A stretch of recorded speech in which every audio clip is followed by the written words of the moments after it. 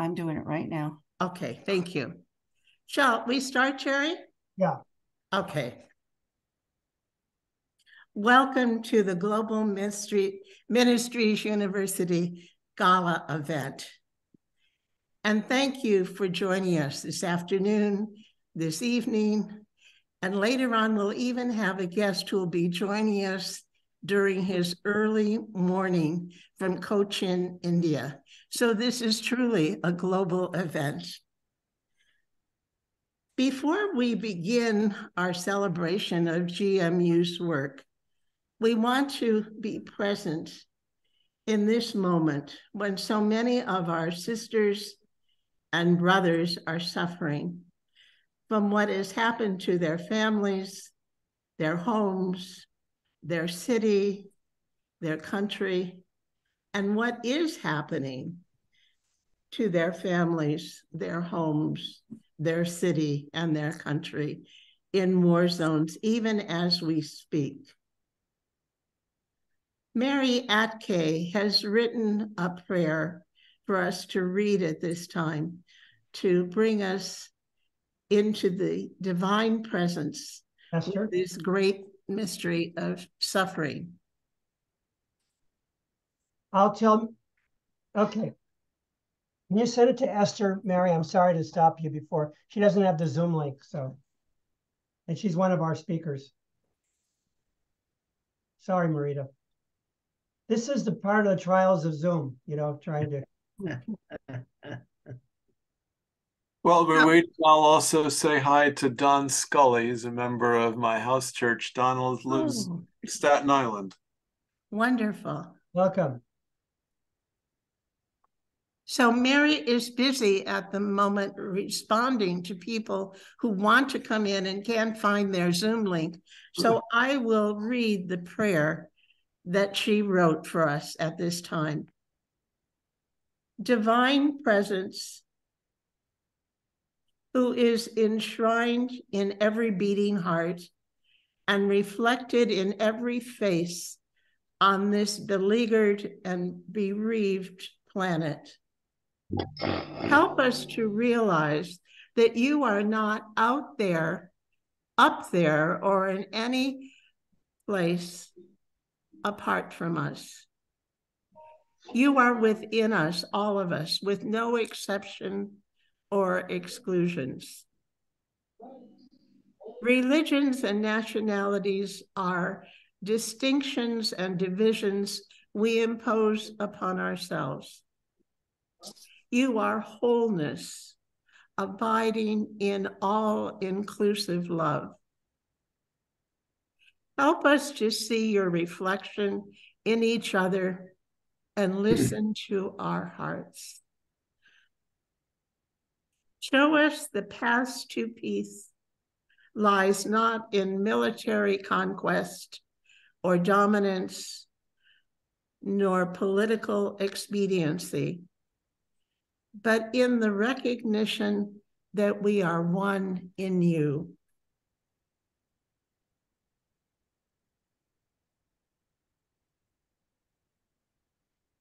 And that hurting each other annihilates the manifestation of your will and extinguishes your reflection in others and in ourselves.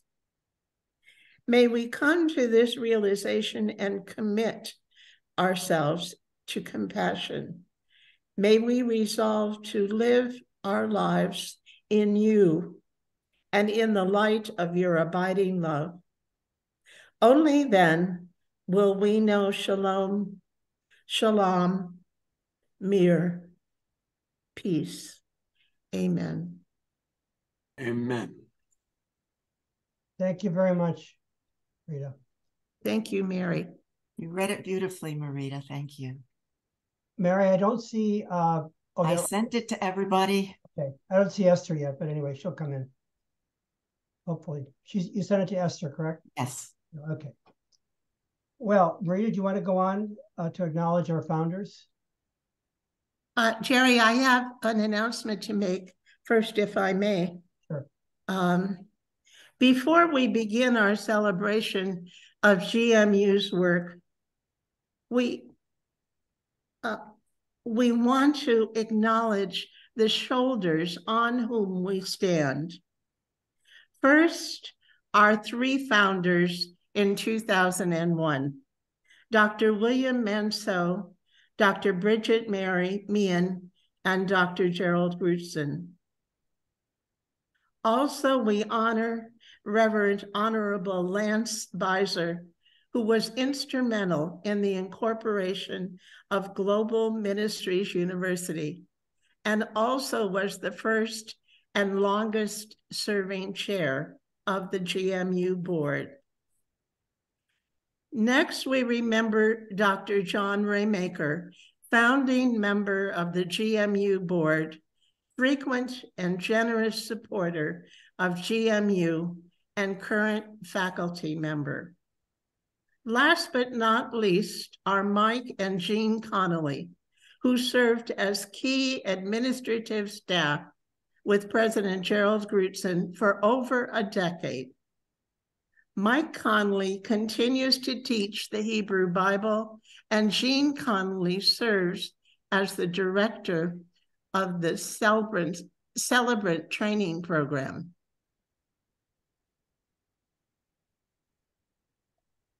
And now, before our program proceeds, I want to point out that the GMU Gala event is also our annual fundraising event to support the work of GMU in 2024, and also to add to the current 21 scholarships for graduate students in developing countries.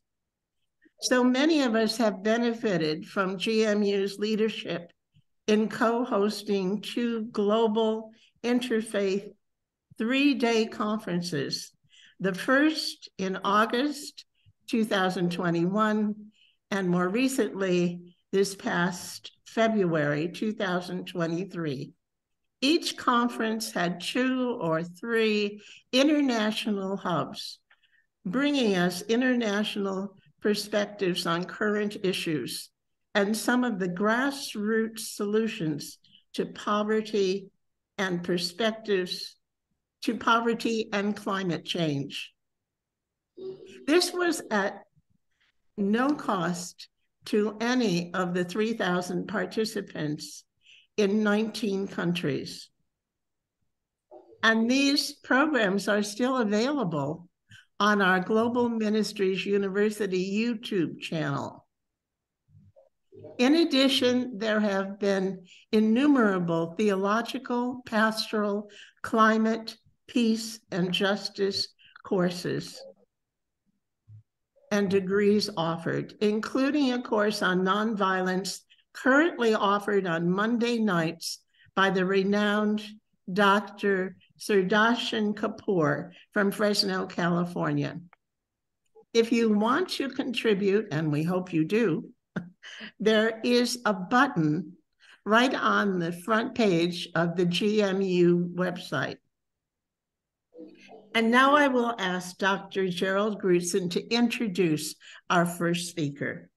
Thank you, Marita. I just wanted to acknowledge Dr. Kapoor, Dr. Sudarshan Kapoor, who's with us today. Oh. Who is a professor of peace studies at Fresno State University. He's one of the leaders in the peace studies movement in the United States, and he's part of our GMU family.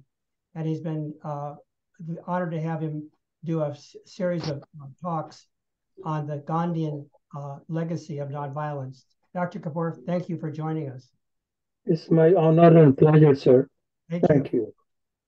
So my honor is now to introduce our principal speaker of today, Father Robert Dueweke. Father Dueweke is an Augustinian priest in the Chicago province. Like myself, he's from Detroit, Michigan, the Motor City.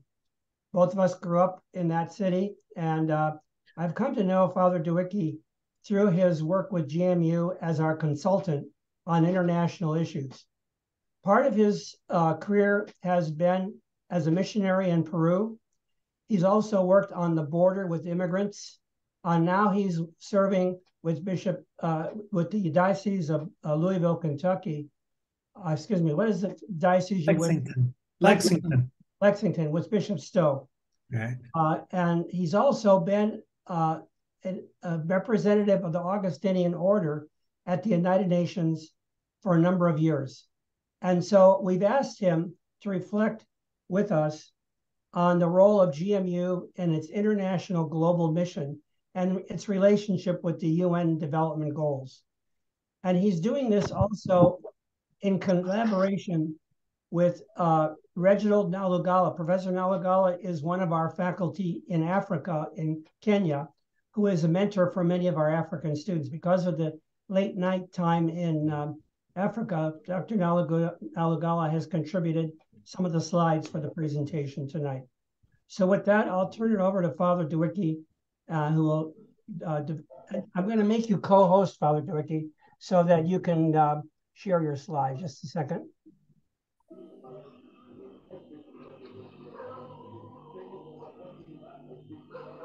Okay, so you're now co-host.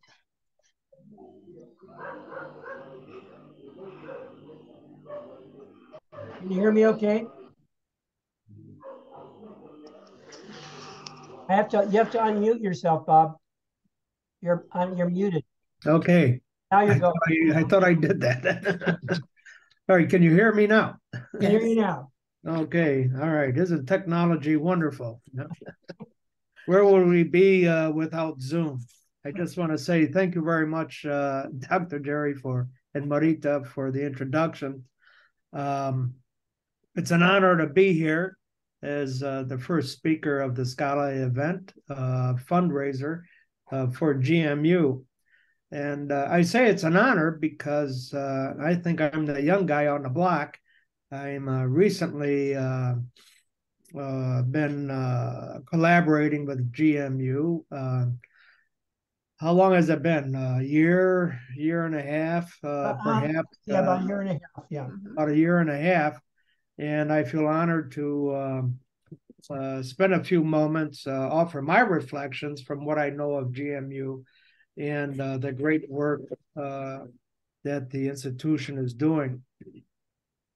And so by way of introduction, I have this in two parts. I want to talk about what we're celebrating, and then I want to reflect on the challenges that I see facing this institution of education. And again, they're my reflections. As was already mentioned, I spent 15 years in Peru. My connection with education was in a rural context in the Andean Mountains and the Sechura Desert. El Paso, Texas, where I was director of the Christian Formation Institute called the Tepeyac Institute. And then 7 years, I just completed 7 years at the United Nations. And now I'm working on environmental issues in collaboration with the diocese here of Lexington, excuse me. And something that I see as a thread, at least in my experience, a common thread, is the importance of being attentive to reality, ask questions, and to build bridges. A very dear friend of mine in Bolivia once told me, Roberto, she said, hay que buscar, encontrar y construir. Seek, encounter, and build and create. And she told me that because I spent too much time buscaring, looking and seeking. And she said there has to be a time when you got to stop. You got to acknowledge the encounter of the reality one has, and then to move forward, to move towards the margins, out of our comfort zones, and be open to the new. And I find GMU is constantly is being open to the new. It's almost poetic. GMU is open to the new, you know, and it's I see it as following the same thread, and so of being attentive to the reality in which we find ourselves. We ask questions about our reality, seek answers, and then we build in a way that we want to contribute to a better future. We are here at this gala to celebrate this, what has been done over the past 22 years, and then to reflect on some possibilities, some signposts perhaps for future challenges for the institution. And so, as already mentioned, we're celebrating 22 years, which I think is a great achievement, and I look forward to 25 years, the jubilee of GMU's existence. We know it is an interfaith and international online graduate school that offers certificates, graduate degrees in ministry, theology, interreligious studies, ethics, and peace studies. I find this very impressive. It's all part of that idea of seeking, encountering, and building bridges. I think building bridges is the big thing here that I find with my contacts and discussions with GMU, trying to create a different reality that's based on compassion, dialogue, communication, and moving out of one's circle, as it were, into new landscapes. GMU equips, I discover, people from a variety of faiths and denominations to look at these different questions in which we find ourselves. And something that I found interesting on the website is that it defines itself as a university of diversity. And I think that's a strong point for GMU. Diversity isn't seen as a threat, but as a gift. And people of different traditions, different cultures, experiences come together and contribute their giftedness. And so we see a diversity in unity that is being developed here. I think of the University for Peace in Costa Rica, which one of your faculty members is from the University for Peace. And that sort of touched me in a way because the founder of the university, Robert Mueller, who was one of the assistants to the Secretary General of the UN, this was his creative idea.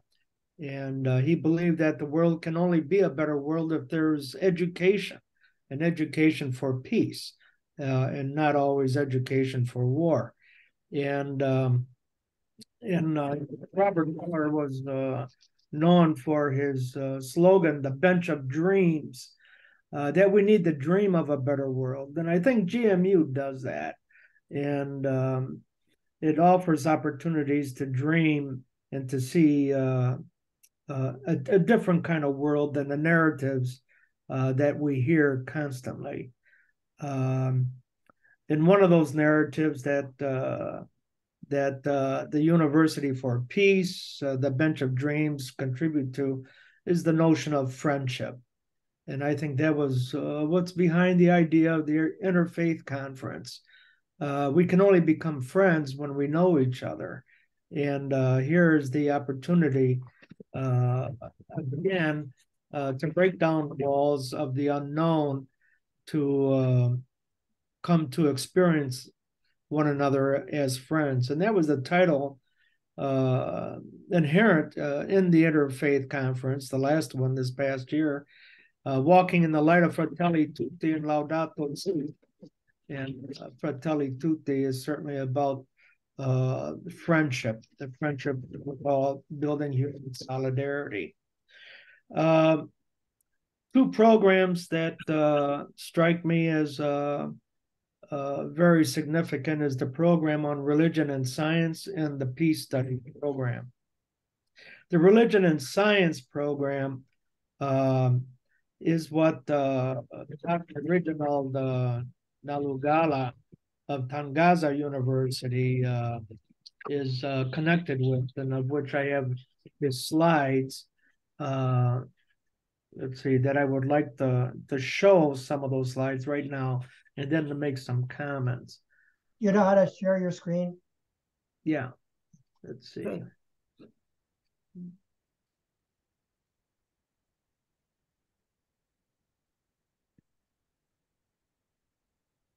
Okay, you sure I got the sharing? Let me check just a second. Because I have exclamation marks everywhere.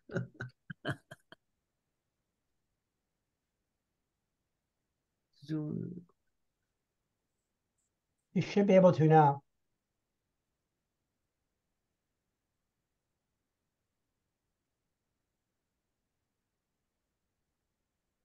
No, for some reason it's Jerry, Yeah. don't take me off of being co-host Okay. and just have Bob as co-host. yeah, there's looks like a conflict of some Right. sort. Let me see. See if that works. Okay.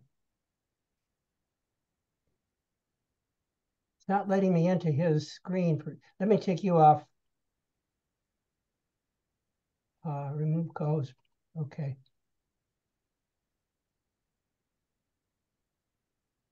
Bob, try it now. You are listed as co-host.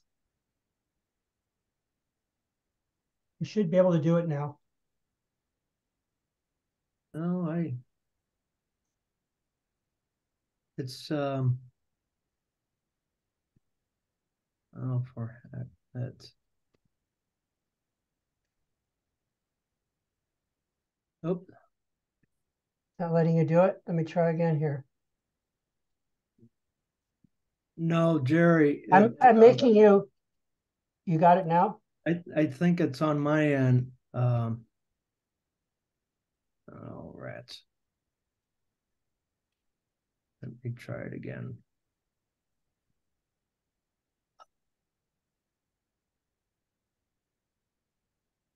Jerry, it looks like you took off Bob as co-host.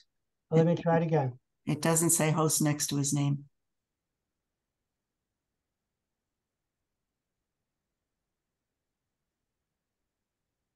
Yeah, okay, try it now. Sorry. I made you host, so I guess it's not working. It's I'm getting all these exclamation points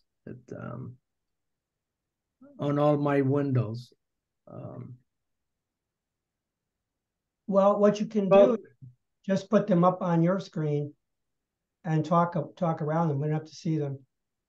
Or talk through, you probably remember most of his points on the global development goals. Yeah. All right. Let me forget the PowerPoint here and just give a summary of his screen. Is that okay? Sure. Of course. If you bear with me on that. Sorry about that, everyone. I was at I gave a conference to the priests of the diocese this past week, a 3-day conference. And wouldn't you know that technology always fails? That just a simple projection from the laptop, the PowerPoint onto a screen. We were able to project 1 out of 4 sessions. So anyhow, let's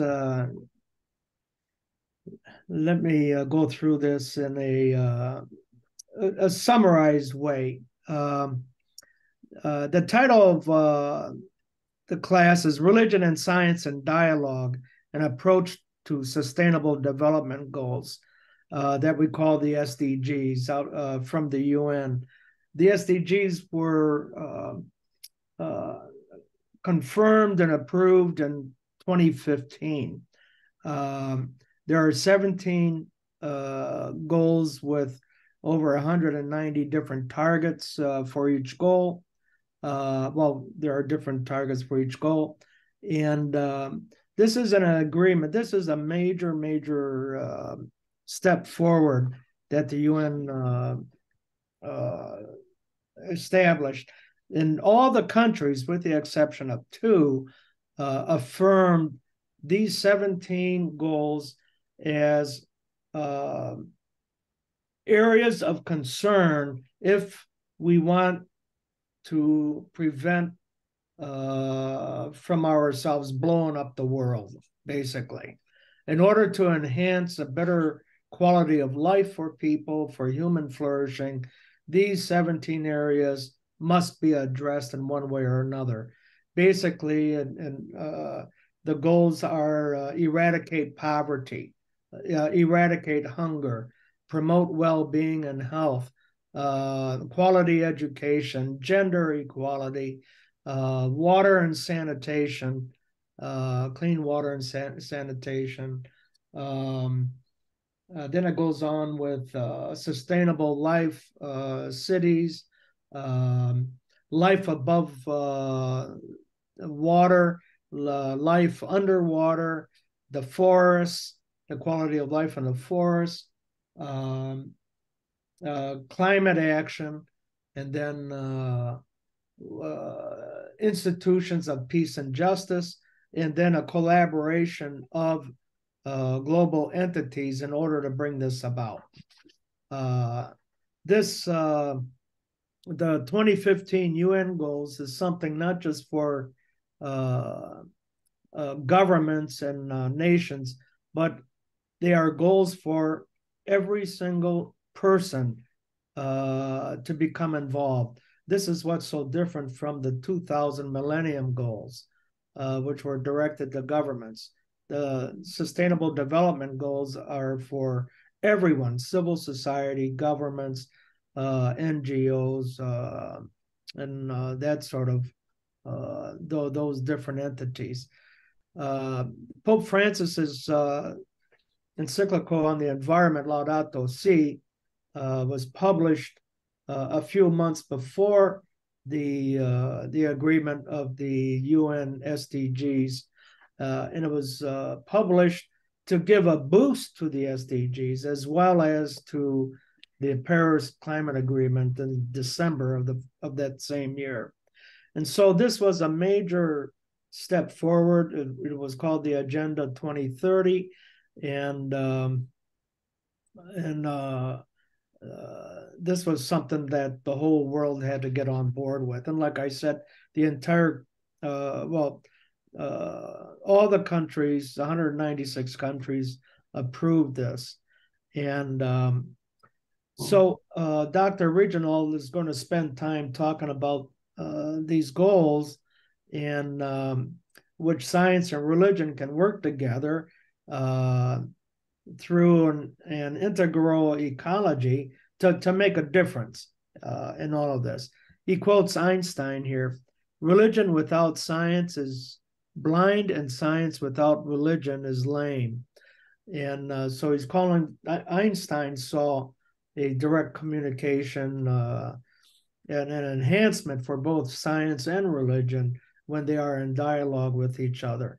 Working with the SDGs, you know, from a scientific viewpoint, there's much science in it in terms of the engineering and the perspectives on building cities, transportation. The religious traditions can work with the technology in a beautiful way. And I'm going to say something about that in a second. Dr. Reginald goes on and talks about the effects of climate change. He's going to look at specifics of the SDGs, and he gives some data on climate change in Africa, how it's impacting different areas like the Sahel, sub-Saharan Africa, the displacement of peoples, climate change and its impact on girls in education, and how they're prevented from it affects their quality of education if they get education at all. Something that was very strong and pretty much a pillar at the United Nations is the Conference on the Status of Women, which is one of the biggest conferences held each year. And what is said there is that if girls were to have an education, okay, a basic education, it would affect governments how governments are run. And there's solid evidence that it would be much better. He goes on to say that he identifies different SDGs and its relevance to Africa, and where religion and science, where the religious traditions can have an impact on the SDGs, is to talk about values. Religious traditions seek a higher viewpoint by articulating values, human values. So in other words, how are the SDGs humanized? So that's the connection that he makes with that. He also has he said, he makes a claim that Africa needs to move away from lamentation to implementation and sustainable solutions. I go back to what I said about the buscar, encontrar, and construir. You know, we seek, we encounter, and we build. And it seems like Dr. Reginald says it's time to build. We know what we have to do. It's time to come together. He says GMU recognizes and gives its support across the globe, like the Malala Fund, which estimates that 12.5 million school-going girls in 30 climate vulnerable countries are affected annually. Sub-Saharan Africa has 20 out of 30 countries where school-going girls are affected by climate change.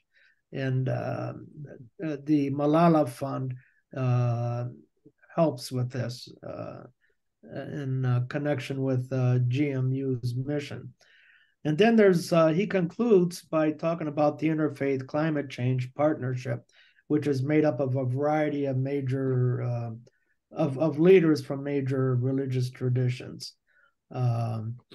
So again, that's a thumbnail sketch of what Dr. Reginald had presented. What I would like to say about that is he stresses the SDGs, and recently the UN General Assembly in September met, and every year, and the general conclusion of that assembly is that we're failing. We're failing on the SDGs, and what is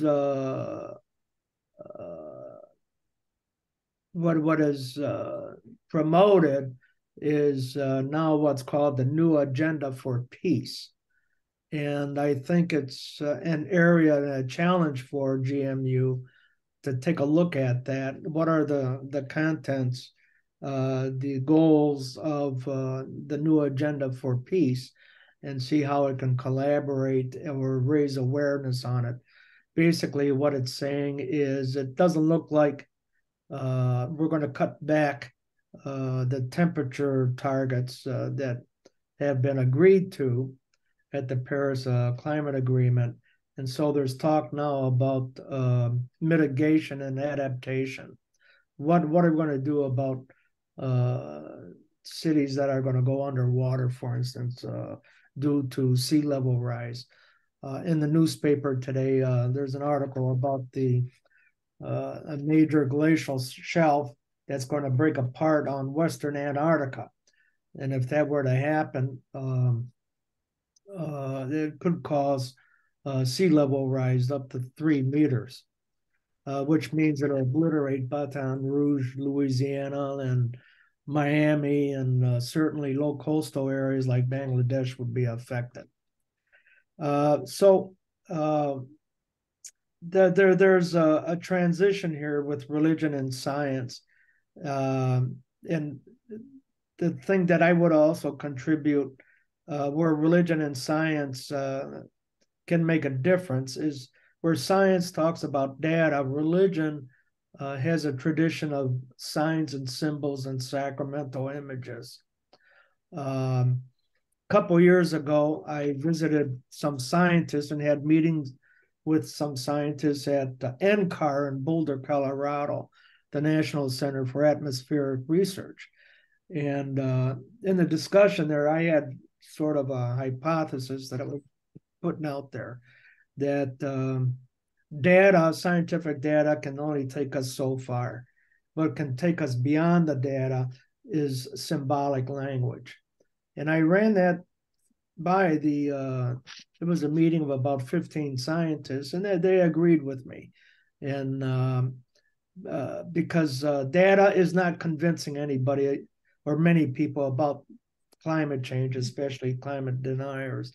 But if one were to symbolically talk about a funeral for the forests, or a funeral for the glacier that has melted, that might tickle the heartstrings in a way that scientific data does not.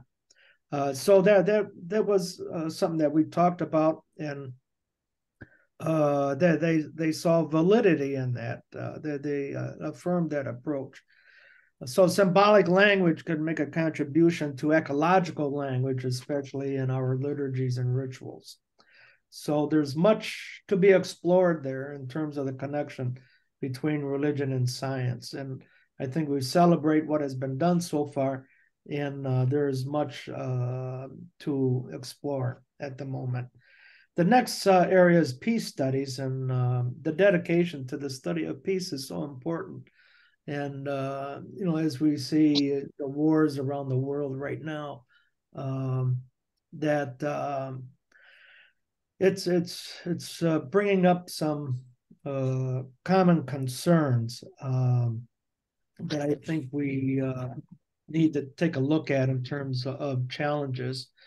And in the area of the peace studies, there's a convergence between Pope Francis's latest document, Laudate Deum, and the UN New Agenda for Peace about the emergency and the urgency that we need to address climate change, biodiversity loss, and environmental degradation, mainly because we're 6 of the 9 tipping points that have been identified as boundary processes that define a safe operating space for humanity have been crossed.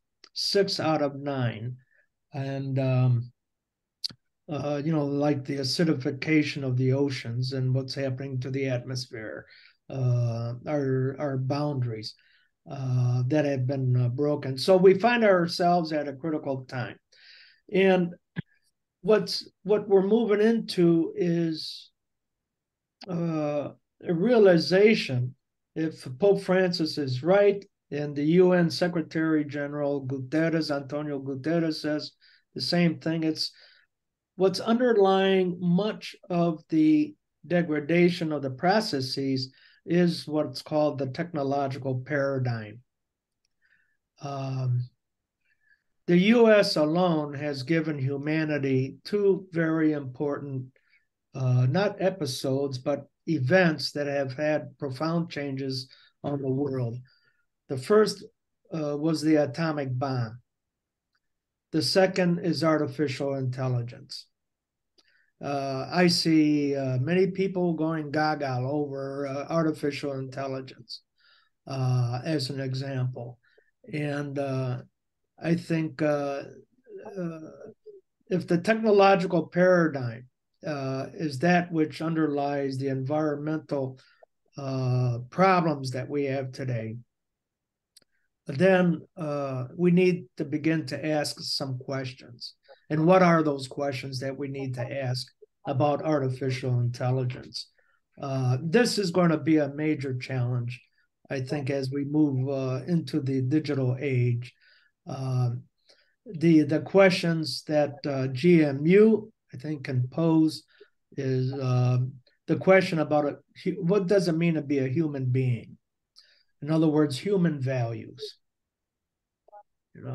Are humans means to an end, or are they an end in themselves?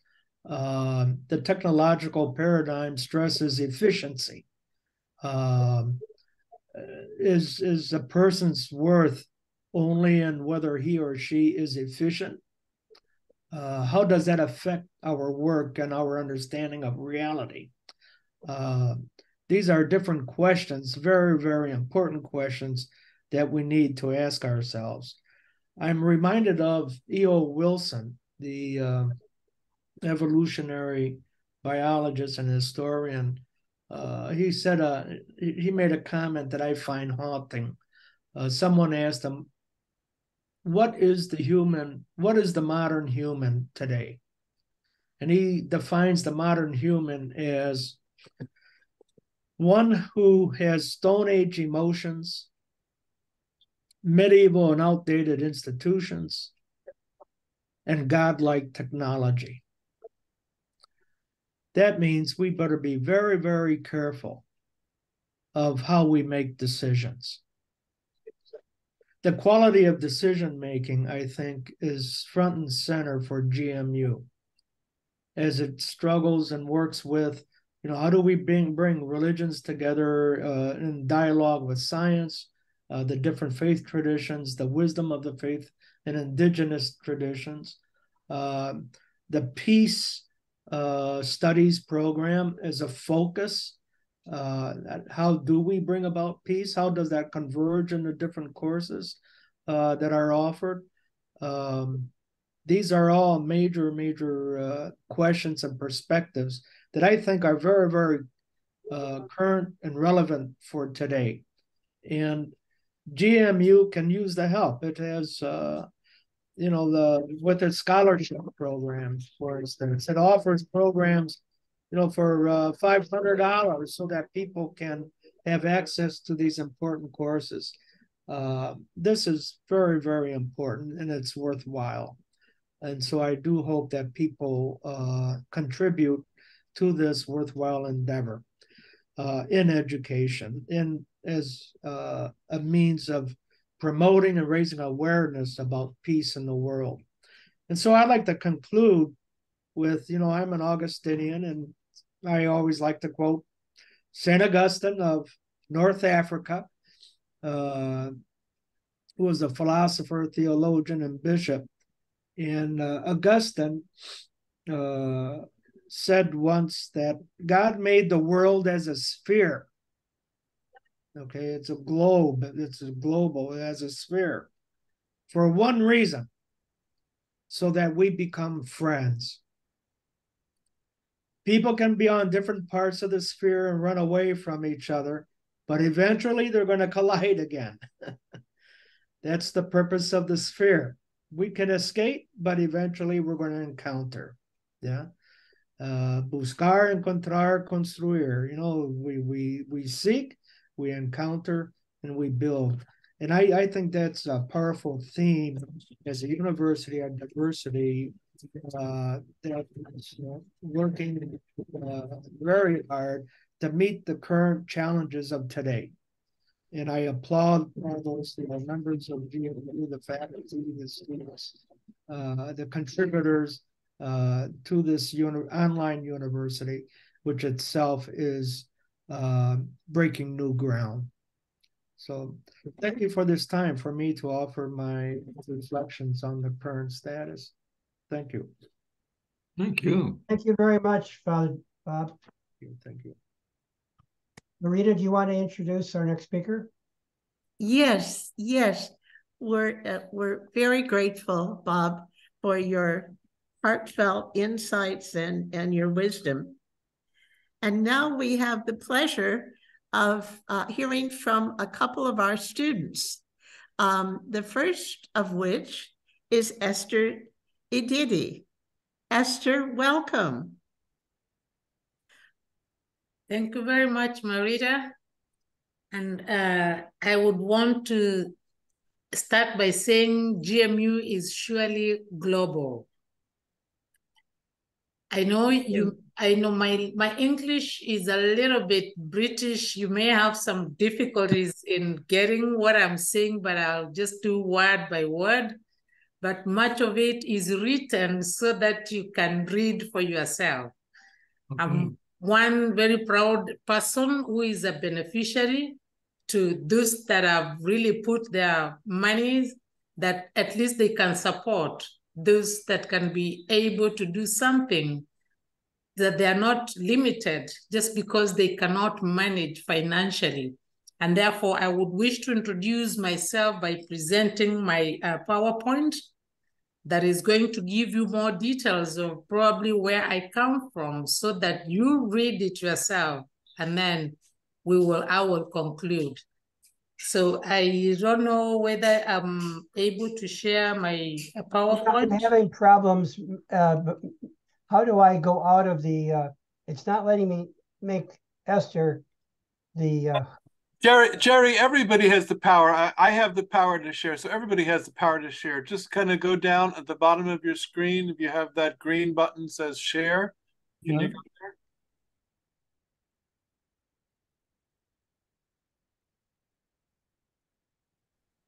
There you go.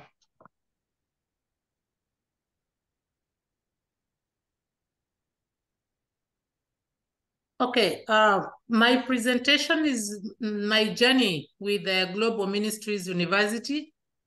And I would wish to say that, I don't know whether, is it big enough? I want to enlarge it so that everybody can read it for themselves. Up to the top on the right there, there's a, just click on, up more, up a little higher, no, up higher. You see there's a box there that's empty. Up at the top on the right, the box that's empty. A little higher, Esther, a little higher. No, up next to the X, X. Up higher. You see that The empty box? The empty box above the box. There's two boxes. There's one above that. Above that. To the left, next to the X. To the left. To the left, next to the X. All the way to the top of the screen, Esther. Now to the left. You just check that. Now go to the left. Right. Just had it for a second. Next to the X is a little box. I'm not seeing an empty box here. You see the X up at the top right-hand corner? The right-hand corner has a box. Yeah, now go just left. You know, you went too far. At least it's a square. It's a square, yeah. I think I got it. Yeah. Okay. Thank you. Yes, so I will just allow everybody to just read it, take some 2 seconds just to realize that I come from Kenya and those are the facts about Kenya. To continue to continue insisting that GMU is global, all the way from Kenya, connecting with people that are from California, America.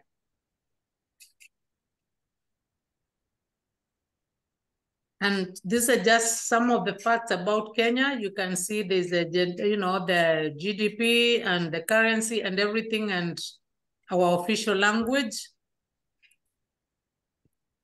And then this is how I actually connected with my initial interaction with GMU.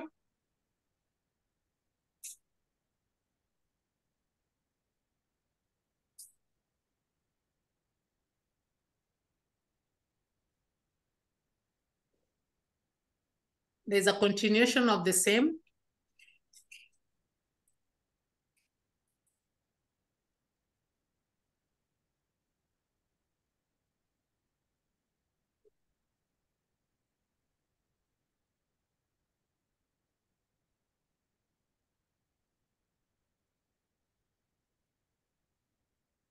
And then these are the areas, the organization that I was working with. These were the main areas that we were reaching out in the community.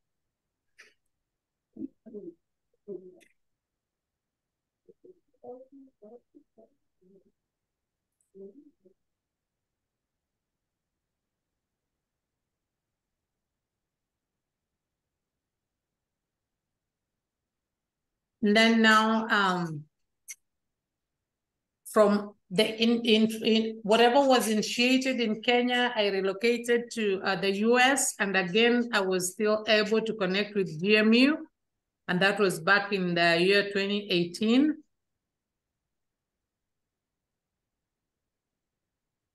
Most of the faculty that I have seen witnessed me graduating last year, and I attained a professional certificate.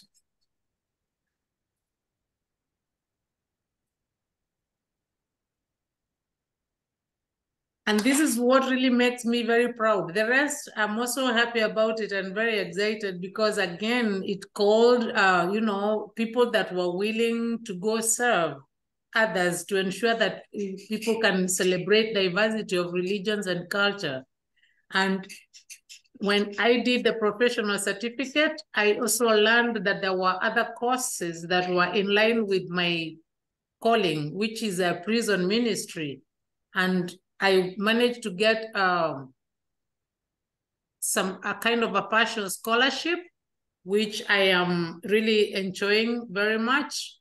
And it kind of gave me a base to start in order for me to be able to pursue that calling that I have, to be able to reach out to those that are incarcerated. And as you can see, the tuition fee total was 9,000. And look, a lot has been awarded to me that at least I'm only able to raise 5,000. That is such a major boost. And therefore, appealing to all those that are in a position to put in some money to GMU so that others just like me can be able to benefit. Because it was by getting this scholarship, it became lighter and therefore made me possible to continue to pursue that calling that once I am fully ordained, I would be able to give back to the community. And then these are the things that I find very important in terms, when I look at GMU, the payment terms, there's the amount for admission, just like the way Robert said, it is affordable. It's not very high compared to the other institutions of learning. And secondly, you can just read it's flexible. I am servicing my amounts on installments so that it doesn't overwhelm me. So I can study as I continue doing other things. And then, you can be able to negotiate. In case you're not able to pay, they're very flexible. They have listening ears and they always come into, they come in early. When you have an issue, you have a listening ear. Yeah. And through a GMU, I would say it has been very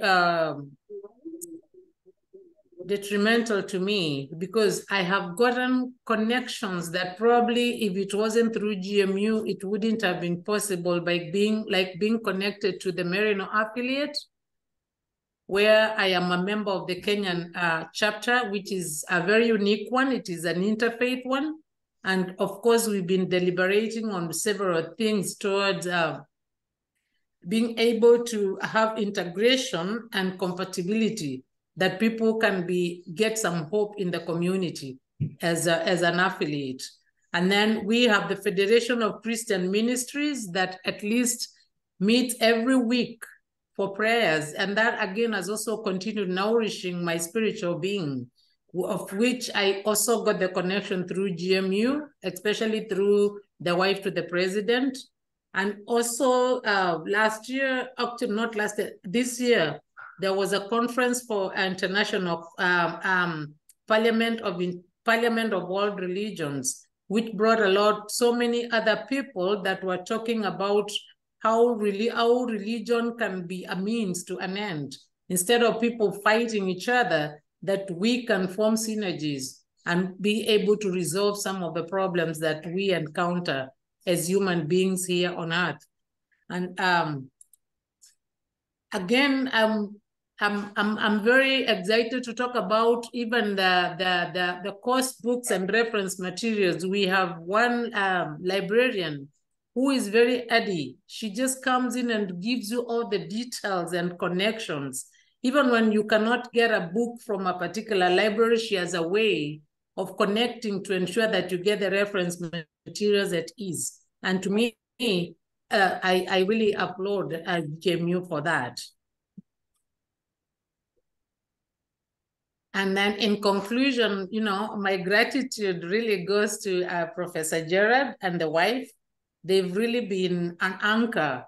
I actually introduced them as my mentors, because all the way through from Kenya and to the US, they have given me, their shoulder.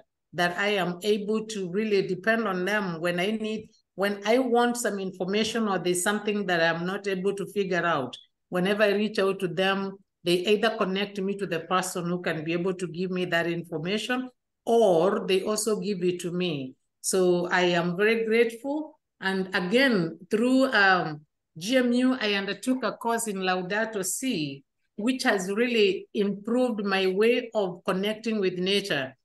Currently, I am serving as a caregiver, taking care of ladies that have developmental challenges.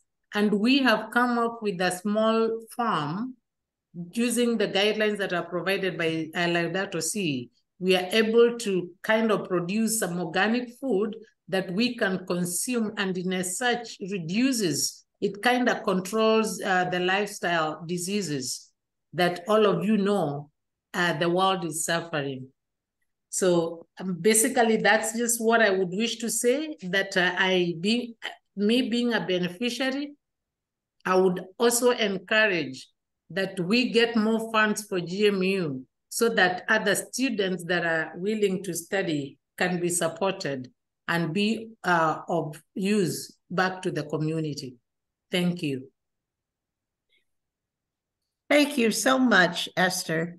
You've shared so much of your journey, and you've been a woman of real courage and deep devotion and dedication.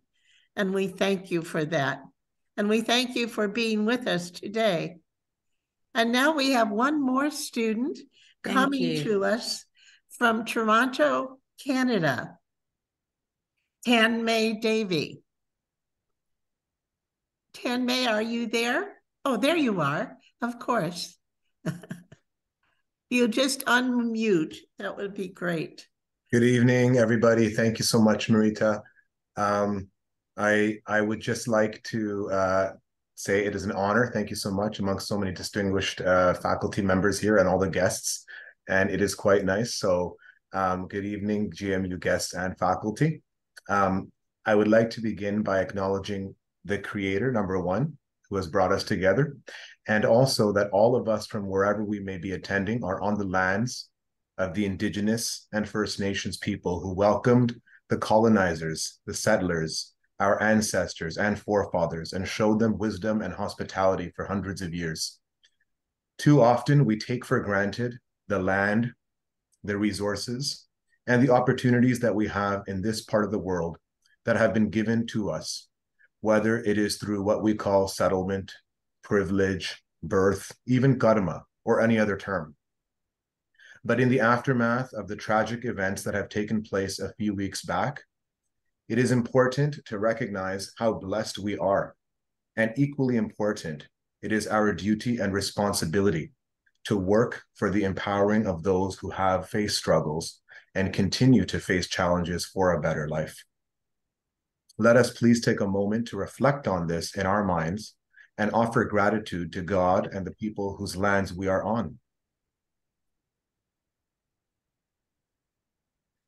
I want to begin by commenting on the conflict that is taking place in the Middle East right now. The horrors and tragic situations of what both the people in the state of Israel and the Palestinians are going through are unimaginable. I have never encountered such situations, but like many of you, I have friends on both sides of the conflict. Whatever our opinions and personal beliefs may be, the truth remains that violence and war can only lead to further loss and sorrow. I actually encountered a quote before today's gala, and it spoke quite profoundly. Here's what it stated. War itself is, of course, a form of madness. It's hardly a civilized pursuit. It's amazing how we spend so much time inventing devices to kill each other and so little time working on how to achieve peace. Walter Cronkite. As I was watching one of the news segments, without reading the headline, I noticed an image of an empty room with white walls and streaks of blood left on the door. I tried to decipher whose home this was. Was this the home of a Jewish resident in Israel? Was this the home of a Palestinian family in Gaza? I still don't know. And I think in all our hearts, the answer to this question is simple. It doesn't matter. It doesn't matter. And here's why. It is because as the human race, we bleed the same color. We feel the same emotions. We dream of the same prosperity and joys. We long for the same peace. Paul Nitter, in his book, One Earth, Many Religions, discusses the notion of the 4 C's when we work alongside those of other faiths: compassion, conversion, collaboration, and comprehension. Is the second C, conversion of the heart, that we are working towards here at GMU. Now, this is not a new idea. In fact, it is the basis of each of the world's major faiths and creeds. And I know that each of us here believes that regardless of one's faith, the great divine figures who spread their messages did so rooted in love, compassion, and devotion to the divine spirit. We are united through him or her or the absolute, the higher self. To hurt and harm one another is to hurt and harm ourselves, and vice versa. But to recognize the divine spark, the image of God in our fellow brethren, no matter their creed, and to help them become a better version of themselves is the real work, I believe, the work of GMU. Analogous to the idea that all rivers eventually end up in the ocean, all our paths reach the same destination, and we return back to the larger cosmic soul. Do we not want to meet our Maker with dignity and pride and state that we fulfilled our role in the world and spread love, compassion, generosity, as was taught to us? Do we not want to grow and develop on this journey and model for others the idea that love and faith have no boundaries? Do we not wish to give more in this world than we received? I do. I believe we all do. At GMU, I have been given that opportunity through an exploration of my own faith and the connections I can make to the Hindu Dharma, where the messages of the Vedas, Upanishads, and the Bhagavad Gita have been reiterated in conversations with others and in courses that have been taught by professors like Dr. Jerry Grudzen and Dr. Sechka and other caring staff and faculty. I have seen Lord Krishna's message of developing the soul through bhakti, or devotion, come to life. I have enjoyed the many conversations and meetings I have had with fellow theologians from different faiths, whether Christian, Muslim, Hindu, or any other. And for the most part, we have done all this through screens and technology. This is a highlight of GMU, where people of all backgrounds can come together and we can transcend the labels because we have come together in the spirit of one common truth, as well as through interfaith principles that teach us to look at one another as members of the same human family. Shiva, Allah, Jesus, Buddha, Waheguru, Yahweh, or any other name, we at GMU know that each name and path is but an equal and beautiful manifestation of the one divine truth. We have been equipped with tools and skills to closely examine the different traditions of various faith groups, how they may be celebrated for their uniqueness, and how we may make connections to our own practices by learning from others. Through my own lived experience growing up in a Hindu household where we attended classes and where even today I still listen to the sermons by Reverend Pandurang Shastriji Artavle through the Swadhyay movement, I have come to realize that Krishna's message of loving bhakti and selfless karma is a simple yet profound one. Our love must be centered around the notion that God is in the hearts of all humans, all life in this universe. We must develop a relationship with others by learning to see the goodness in them as manifestations of his, her, the divine love and energy. And we can cultivate our love through good actions, work, and selfless motives. Degrees, certificates, transcripts, all of these have value, but they mean nothing if we haven't grown as students and as theologians. GMU has worked to develop the human soul and the collective human spirit. This is what I believe Global Ministries University stands for, and I'm honored to be part of a group of scholars and people who are working towards a more united, loving, and peaceful world where the shared convictions and teachings of all faiths are valued and practiced. Thank you.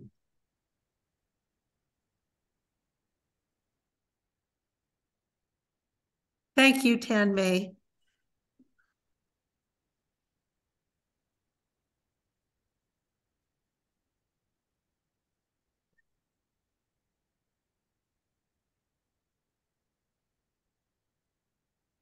And now we have the pleasure of our GMU librarian, Judy Clarence, who will read 3 of Carolyn Grassi's poems.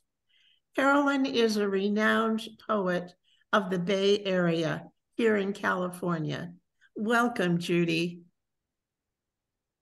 Thank you, Marita, and hello, everyone. I'm deeply honored to be asked to read the poems of Carolyn Grassi, a beloved friend of both the Federation of Christian Ministries and GMU. Carolyn has generously offered to donate the proceeds from the sale of her books resulting from today's reading to GMU. Thank you, Carolyn. Let me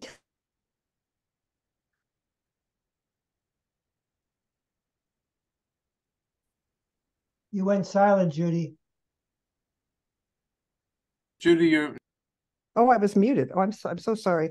I thought I unmuted. Okay, hello. I'm deeply honored to be asked to read the poems of Carolyn Grassi, a beloved friend of both the Federation of Christian Ministries and GMU. Carolyn has generously offered to donate the proceeds from the sale of her books resulting from today's reading to GMU. Thank you, Carolyn. Let me tell you a little bit about Carolyn. She was born and grew up in the Brooklyn borough of New York City, hence the title of her book of poetry, Brooklyn Beginnings, that I'll be reading from today. I want to show you the cover of the book. Can you see that? Yes. Does it come across okay? Yeah. Up, down, Yeah. Which way? Up. Up, okay, up. Yeah. Thank you. Can you see it? Okay. Carolyn spent 7 years as a member of the Roman Catholic Order of Maryknoll Sisters prior to her marriage to her beloved partner, her late husband, Joseph Grassi, a Jesuit priest. Carolyn graduated in political science and education from Brooklyn College. She received an MA and an MPA from San Jose State University and completed graduate work at Drew University and Marquette University. Carolyn has taught philosophy and political science at several California community colleges and has led many workshops in creative writing. With her husband, she co-taught classes in spirituality and aging at Santa Clara University's Osher Lifelong Learning Institute, or OLLI as we call it up here. Carolyn has written 3 books of poetry, most recently Brooklyn Beginnings. Hold it up one more time. It's important for you to see it. The one with the purple cover, remember that? With a foreword by Ron Hansen. Her work has also been published in many journals. She was the recipient of an Ingram Merrill Foundation writing grant and was nominated for the very prestigious Pushcart Prize. It's very prestigious in the world of poetry. Carolyn makes her home in the San Francisco Bay Area. About her work, A. David Moody, who's Professor Emeritus at the University of York in the UK, has this to say, quote, "In these poems, the writing is immersive and engaging, eliciting close reading to catch the voice, a consistent, coherent voice, recollecting and meditating upon live experience. At their finest, the poems attain the sort of cosmic imagination or consciousness that we are so much in need of right now."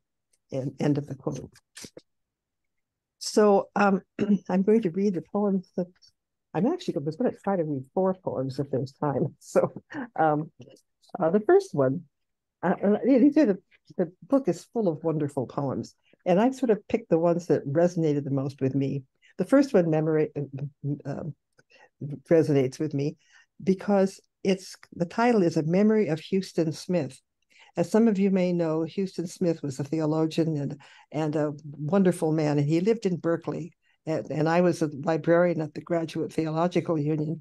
He came in many times, and so we talked.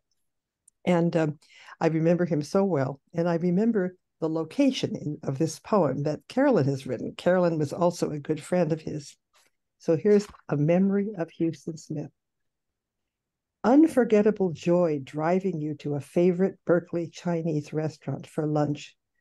Rice, carrots, green beans, plus a bowl of noodles, while time seemingly stood still as I gazed at childlike eyes of wonder and your glorious smile, whatever the topic, but always you'd first ask directly about whatever personal concerns I shared at our last meeting. Such an incredible, caring memory. We flowed easily between what mattered most at the time, family, writing, books, world religions.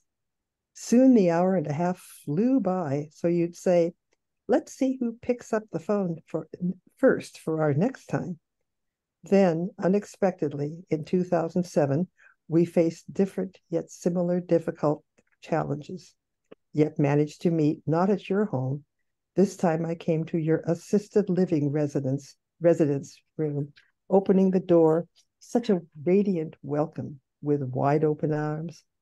So, bending down for a hug, you drew me close as I heard your sobbing words, I'm so sorry what has happened to you. The only other time I saw a man cry was my brother on the night my father died. We prayed together. Then I drove us to your favorite restaurant where you said, well, Carolyn, we are both living in ways we did not choose, but I'm convinced that we will come through. That thankfully happened as you returned home, cared for by your wife and a Tibetan couple until you passed over before we met again. No time for a final farewell, yet your presence remains when I recall your kind words and compassionate ways. The next poem I'm going to read is called Angel for a Day. If I were an angel for a day, I'd spin as a compass atop Mont Saint-Michel, though in real life I fear heights. So scanning sea and coast while my damp feathers dry in summer sun as I lick salty lips, enjoying clouds rumbling like clowns over cobblestone streets in this town where myths rise and fall for centuries, stirring desire in couples sipping Bordeaux before tumbling in bed as high tide rises over rocks, submerging sandbars, leaving marks in human hearts' memories, flying back to the islands, sighting an angel above the church in a perch is how I got started thinking about blowing blessings like kisses, brandishing a harmless sword while watching tides gallop as in long ago legends when knights and knaves rode horses between tides. Now we walk on the sand when waters are low, hear the church bell ring for worship. All are welcomed by monks with a kiss of peace.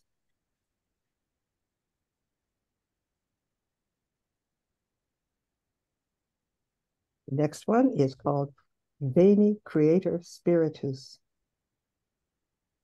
Come, Holy Spirit, make our hearts your dovecote home, hovering over past, present, future dawn's delightful song, night's shimmering cloak of comfort, gifting courage after storms, sprinkling compassion over countless cast into cold indifference. All welcome to the banquet table, opposite sides reconciled, good intentions presumed, disbanding attacks on another's motives. Ceasefire prevails, preventing what we think is the worst of others by nipping it in the bud. Time for self-examination, calling for mea culpa, mea maxima culpa. Forgiveness spreading like seeds in wild fields of spring. Circle dances pop up. Winter's hibernation's over. Once endangered eagles soar over Pacific coastal mountains. Turtle doves sighted carrying olive branches of peace across borders to all, regardless of politics. Love multiplying in little acts, starting with you and me. The last one, I really love this poem. This is, I guess because it has Julia Child in it. The cooking lessons. That's not the only reason I like it for any other reasons. I'll explain at the end. Cooking lessons. The Indian woman chef is tossing cardamom into sizzling olive oil, so tiny, tight seed shells burst open brightly in the pan, creating a swift chemical reaction, mixing with onions, rice, beans, beside long gray-green curry leaves, as Julia Child, standing aside, asks, "What flavor will they contribute to the dish?" "Why, none. Curry possesses no flavor whatsoever, only their seeds do. We toss them in, not for flavor or coloring, but for their aroma. Come close and smell. There is nothing like them in all the world. Oh, marvelous, like unique popping of cardamom seeds. Yes, it is so."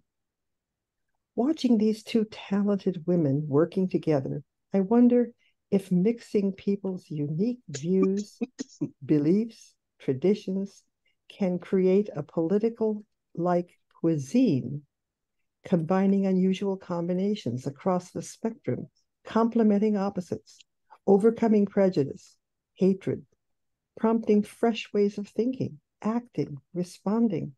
So shocking, the liberal, progressive, conservative mass media with fresh, surprising mix of cooperative cross-pollination, benefiting all, hopefully halting hostility.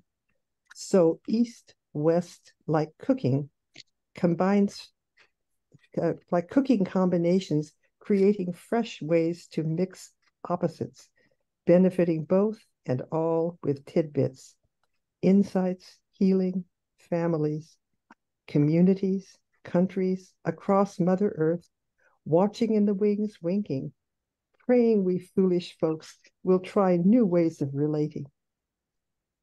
As Julia Child, stepping aside, listens, learns, dialogues with a woman chef from India, mixing ingredients in new ways with the West.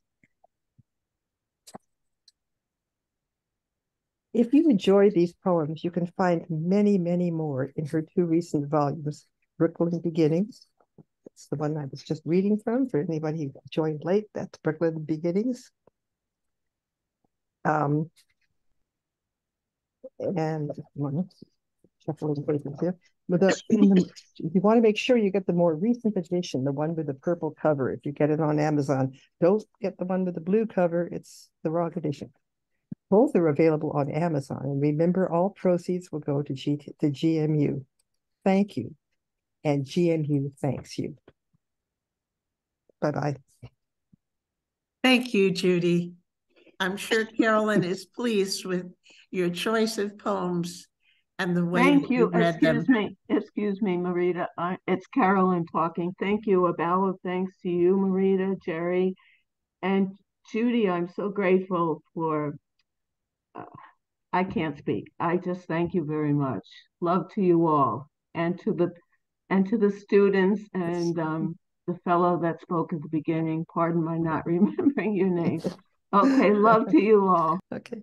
Thank you, Carolyn, and love to you too.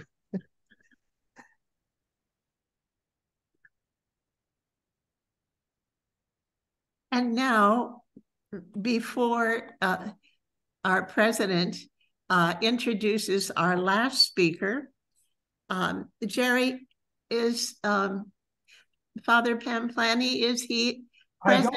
I don't think he's here, but I think what we'll do is, in giving the award, one of the students in his class is actually one of the awardees, and that's our board chair, Bob Graf. So maybe Bob can, in addition to receiving the award, also speak a little bit about the Religion and Science program, which is our largest program with over 50 students in it now in India, Africa, and the United States. So if that's okay, I'll go ahead with ask Bob to. Okay, Jerry, that's fine. You go ahead with the 2 awards. Yeah. So I'd like to bring Bob in as the second awardee, but first we have Thomas James with us. Thomas is at the bottom of the screen there. He's in Florida. Tom has been so important in GMU producing our global interfaith conference, in putting together both the programs that we had both at the different hubs in the US, Africa, Indonesia, Africa, and Europe. So he's been the one that has worked tirelessly to produce the programs, these global conferences, these interfaith conferences, which now are available on the GMU website, both as video transcriptions, but also we have through Kindle Direct, he has produced the first edition of our book, which was the 2021, and the second he's now working on in 2023. So we couldn't have done it without him. So thank you, Tom. Do you want to say a few words? Can you hear me? I can hear you fine. Okay, yeah, because my audio here is not that well, but it's just been my pleasure to be associated with GMU, and I really believe in the whole mission of GMU and everything we're doing to make it continue forward. So all I can express is my gratitude for the opportunity to be involved. So thank you. Yeah. In addition to Tom's work on the proceedings of our global conferences, he also was instrumental in arranging a major donation with a foundation that he knew the person who ran that foundation. And that enabled us to help Esther and Nditi with her program in prison ministry. So he's not only been involved with our producing of the conference, but also working to help produce funds for GMU. So thank you, Tom.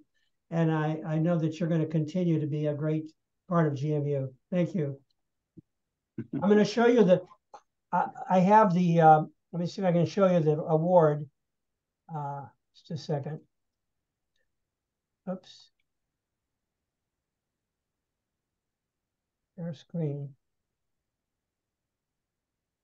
I'm afraid I can't bring it up very easily, but I will be sending the award. I can't seem to find it, Marita. I don't want to take a lot of time since it's already almost an hour and a half. And our second award is to Robert Graf. Bob is our board chairperson, but he has also been instrumental in helping us promote the Religion and Science program, which you heard about from Father Bob Dueweke. And this program now has many, many students. I think now we're up to, we have a first cohort and a second cohort. I think we have over 50 students. Maybe, Lee, how many students do we have in the Religion and Science program? I don't have my facts with me here, Jerry, but I think there's 23 in the first cohort and maybe 50 or 52 in the second. Thank you, Lee. Lee is our registrar. So Bob has also arranged funding for, I think, over 20 of those students. So he has not only been active in helping us in he also was very involved in our strategic planning and now in our working on accreditation. So he has been a tremendous source of inspiration, support, and dedication to GMU. So I'm going to ask Bob to comment, say some words about the Religion and Science, anything he'd like to say as our board chair. It's been a great privilege to be part of the wonderful history of GMU. And then when I heard Jerry having this Religion and Science program, I was interested in it, and the price was right. The people in Africa and India, so our community of Good Shepherd Companions has people in Africa and India. So through that network, we've got 23 of us, plus myself, the 24th person taking this Religion and Science program. Mm-hmm. And it really is going to raise the level of communication between us, understanding of how to bring faith to places that are needed and bring rays of hope. I wanted to say that to me, global ministries university is bringing a lot of rays of hope into the world. If you watch television, you see mass shootings, you got wars, you got the climate crisis, you've got the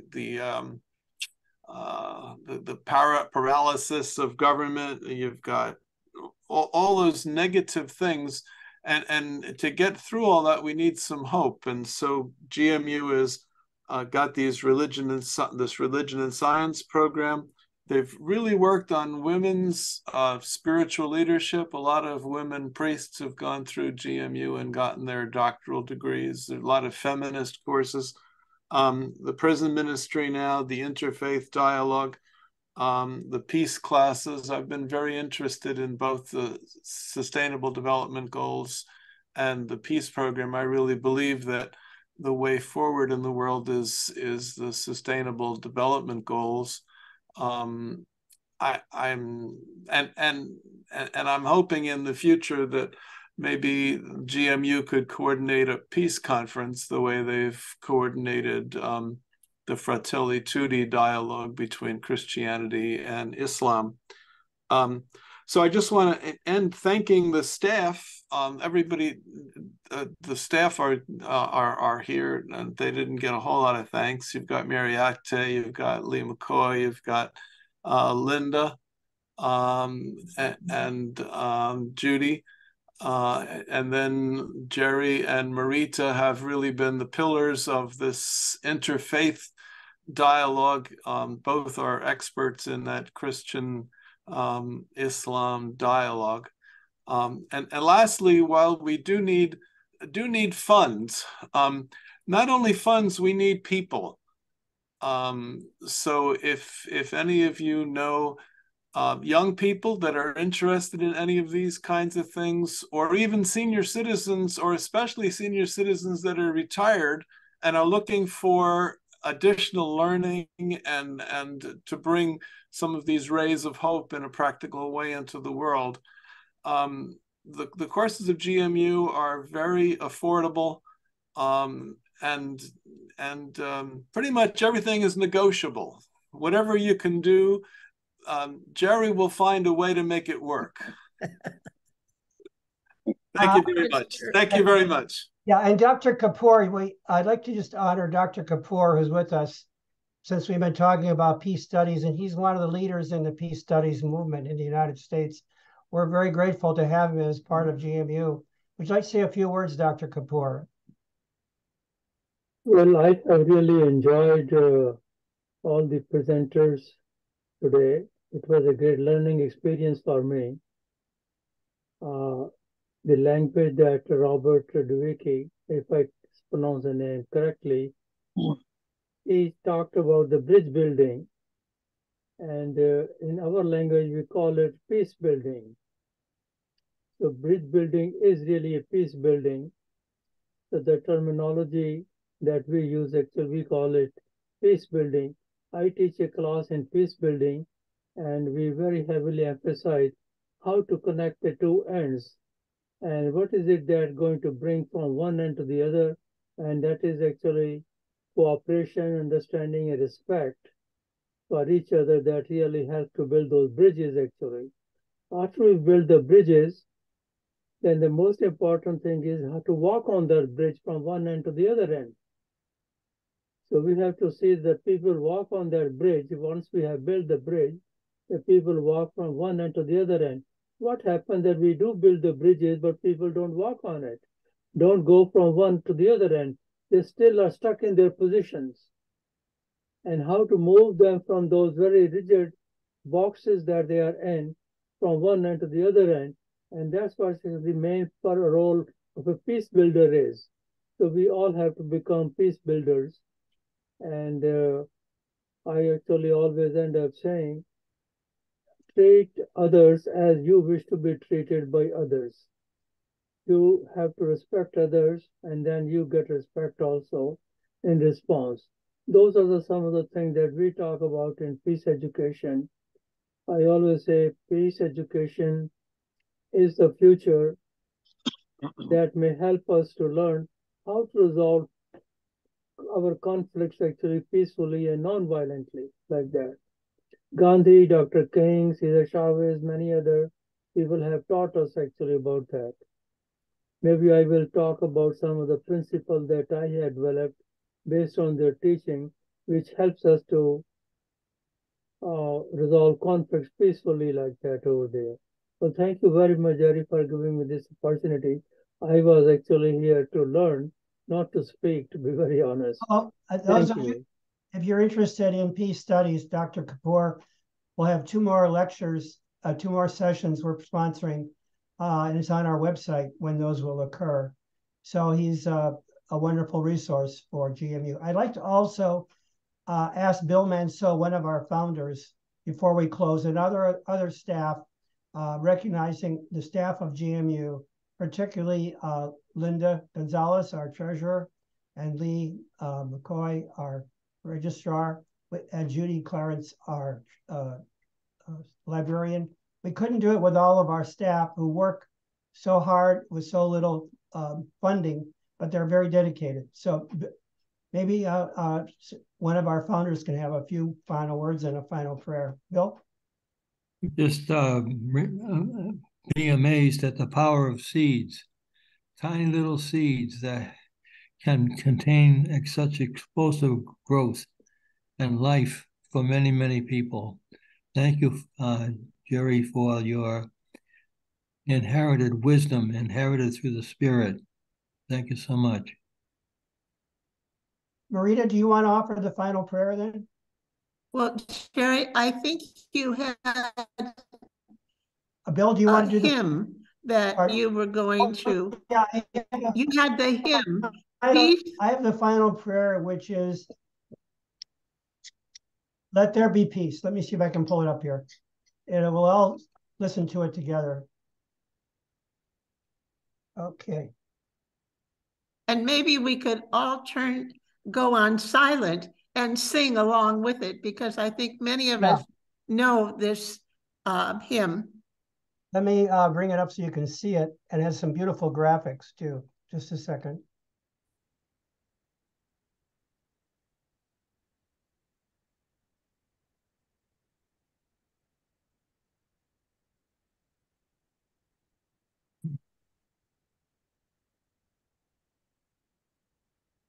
For some reason, it doesn't show when I do share screen. Let me see if I can bring it up again. While you do that, I want to acknowledge John Katima from Zambia. Africa. From Zambia. From Zambia? Yes. Yes, good. From Zambia. It's 2 a.m. for John. And there we get to see you, John. John is taking the course, Religion and Science. And we're so grateful to have you, John. I don't know if you want to say anything before Jerry brings up the final song.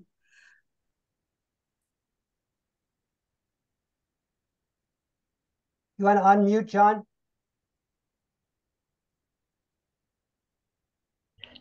Hello, thank you so much.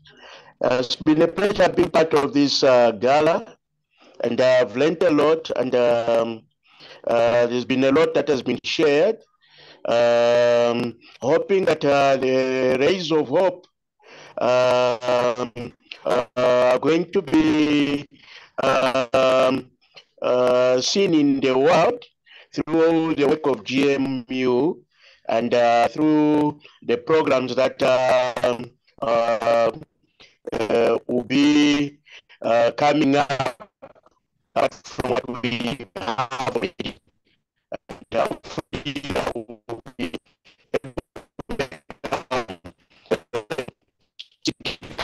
Thank you, John. Thanks, John. Mary, maybe you can bring up the song "Let There Be Peace on Earth." I'm having trouble.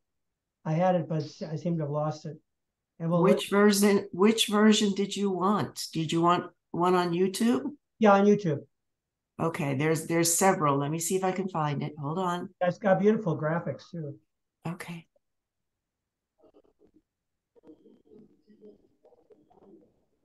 We can sing along with it. Okay.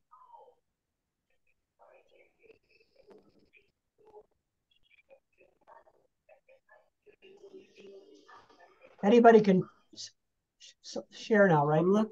I'm looking for it. Hold on. Okay. If you had a link and if you could send it to me, that would help. But let me see if I can find it. I'll do a search. Okay.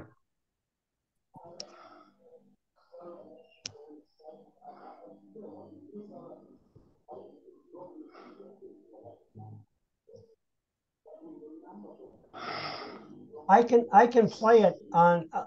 I can play it. Everybody here. I can start it now. I have it, Mary. I don't know if you have it. Oh, great. Yeah. Okay, thank you. Can everybody hear it? No, not yet. You have to share audio. Can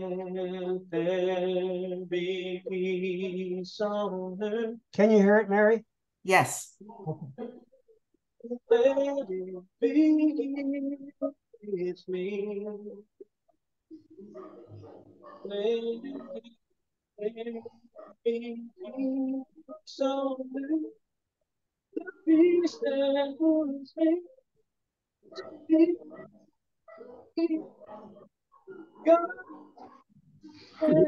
The audio is not coming out too.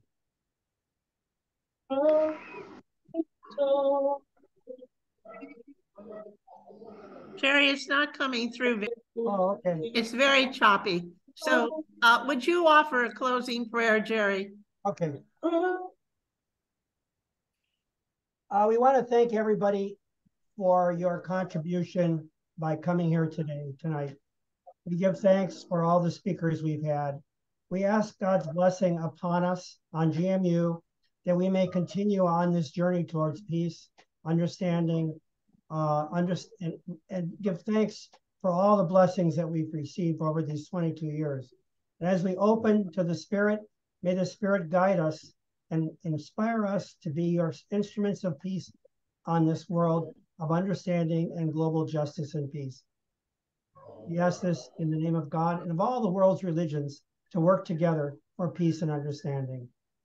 Amen. Amen. Thank you, Jerry. Thank you, Marita. Thank you, everybody. Thank you. Thank you. Bye-bye. Namaste, everyone. Namaste. It was beautiful and inspiring. Thank you so much. It was wonderful. Thank you so much to everyone.